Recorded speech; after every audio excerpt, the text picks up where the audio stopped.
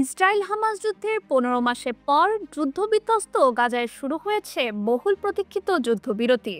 বিরতির প্রথম দিনে ৩ ইসরায়েলি জিম্মিকে মুক্তি দিয়েছে ফিলিস্তিনের স্বাধীনতাকামী গোষ্ঠী হামাস।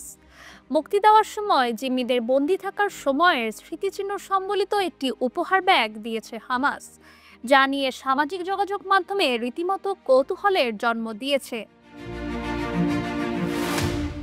সম্প্রতি জিম্মিদের রেড ক্রসের হাতে তুলে দেওয়ার সময় এই উপহার দিয়েছে হামাস।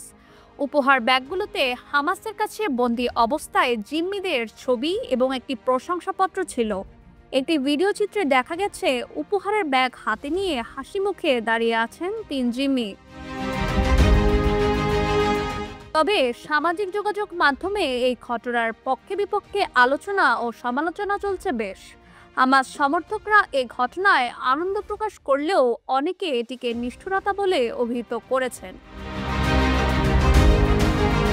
এদিকে ইসরায়েলি সামরিক বাহিনী জানিয়েছে মুক্তি পাওয়া ৩ নারী রমি গোনেন, দরন স্টেনব্রেচার এবং এমিলি তামারিকে তাদের মায়ের কাছে ফিরিয়ে দেওয়া হয়েছে এবং তাদের স্বাস্থ্যও ভালো আছে। কাতার, মার্কিন যুক্তরাষ্ট্র এবং মিশরের মধ্যস্থতায় রোববার গাজায় ৪২ দিনের যুদ্ধবিরতি শুরু হয়েছে। যুদ্ধবিরতি চুক্তির আওতায় এই ৩ ইসরায়েলি নারী জিম্মিকে মুক্তি দিয়েছে হামাস। বিনিময়ে ৯০ ফিলিস্তিনি কারাবন্দীকে মুক্তি দেয় ইসরায়েল।